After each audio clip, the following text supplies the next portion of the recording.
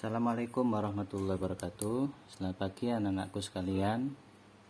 Alhamdulillah, pagi hari ini kita masih diberikan Allah SWT sehat walafiat. Langsung saja, pada hari ini kita akan membahas tentang fikih ya. Oke. Mohon maaf untuk yang kemarin itu ternyata kita mengulangi lagi ya. Tadi saya tidak tahu karena buku saya itu halaman 2 sama halaman 3 itu double di sini ya. Jadi saya tidak melihat ternyata pembahasannya mengulang lagi. Jadi mohon maaf ya. Sekarang langsung ke halaman yang keempat dan kelima ya. Halaman keempat dan kelima ya. Dari atas kita masih tentang bicara masalah haid ya. Jadi ini lanjutannya yang dari halaman ketiga ya, yang kemarin. Engkau sholatlah ya. Jadi yang kemarin itu kan masih membahas tentang haid ya, yang dia itu setelah haid itu dia harus sholatnya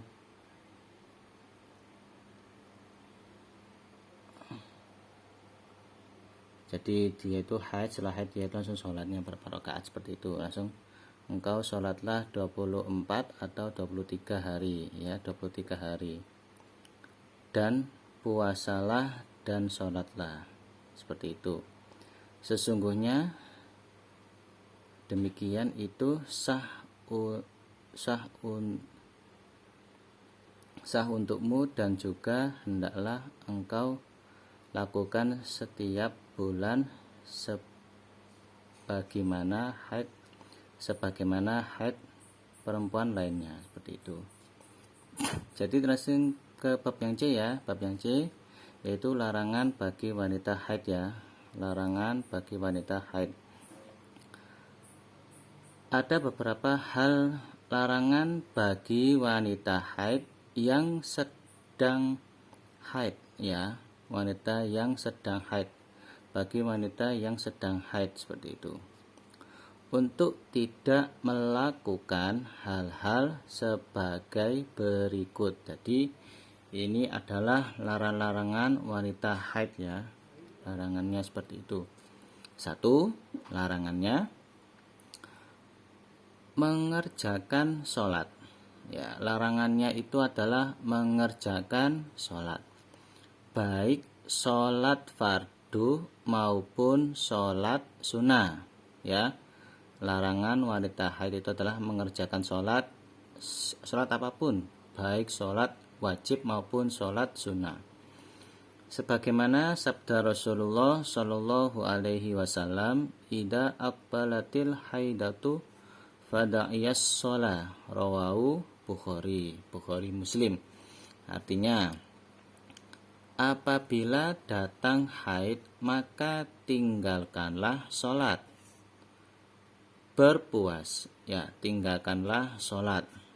Apabila datang haid maka tinggalkanlah sholat. Adapun yang kedua, larangan yang kedua adalah berpuasa. Larangan haid itu adalah berpuasa, baik puasa wajib maupun puasa sunnah. Tetapi apabila sudah suci dari haid ya, saya ulangi, apabila sudah suci dari haid maka wajib mengqadha puasa yang ditinggalkan, sedangkan sholat yang ditinggalkan tidak diqadha. Jadi kalau puasa seperti bulan puasa Ramadan ya, apabila kalau puasa Ramadan ada yang haid itu tetap tidak boleh berpuasa ya, tidak boleh berpuasa, tapi bisa menggantinya di lain Ramadan, itu bisa. Jadi kalau ada yang tidak lagi haid terus dia tidak berpuasa pada Ramadan, dia bisa meninggalkan. Itu dinamakan baik puasa wajib maupun puasa sunnah ya. Ini puasa wajib itu di bulan Ramadan, seperti itu. Bisa diganti di lain hari. Sebagaimana sabda Rasulullah Shallallahu alaihi wasallam, an Mu'addah qalat, sa'altu Aisyah fakultu ma balul haidi taqdis sauma wala taqdis shalah. Qalat kana yusibuna dzalika ma'a Rasulillah sallallahu alaihi wasallam fanu'maru biqada'is sauma wala nu'maru biqada'is shalah. Rawahul jamaah. Sekarang halaman terusannya di halaman yang ke-5. Halaman yang ke-5 ya.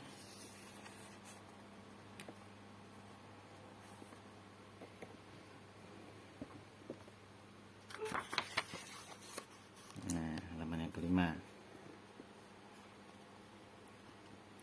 Artinya dari Mu'addah ia berkata, ya, Mu'addah itu berkata, saya telah bertanya kepada Aisyah. Jadi Mu'addah itu berkata bahwa dia bertanya kepada Aisyah, ya, bagaimana caranya orang haid mengqadha puasa.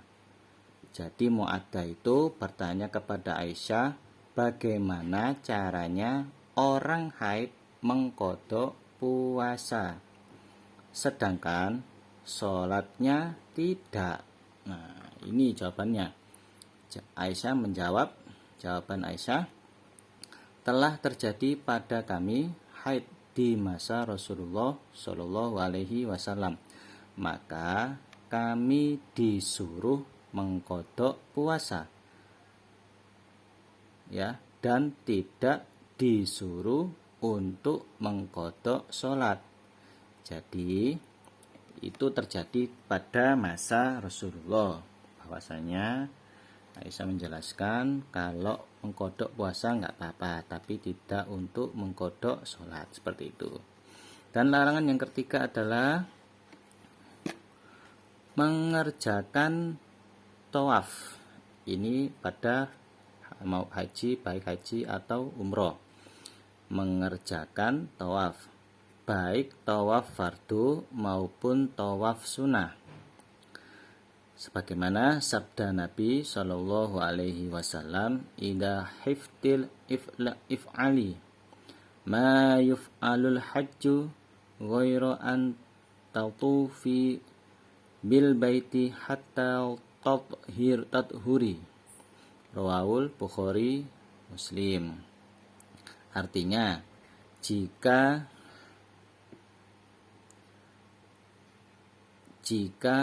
engkau haid, maka lakukanlah amalan-amalan haji, kecuali tawaf di Baitullah atau Ka'bah,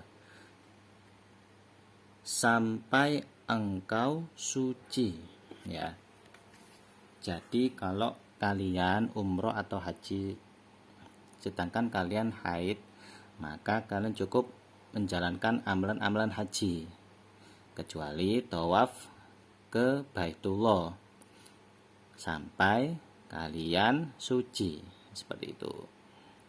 Yang keempat, membaca Al-Quran, menyentuh atau membawanya. Ya, ini membaca, tadi larangannya itu adalah membaca Al-Quran atau menyentuh Al-Quran atau membawanya. Sebagaimana sabda Rasulullah Shallallahu alaihi wasallam, la yukra'ul junubu wala haidu syai'an minal Qur'an. Rawahu Tirmidzi wa Abu Dawud Ibnu Majah. Artinya, tidak boleh bagi orang junub dan wanita haid membaca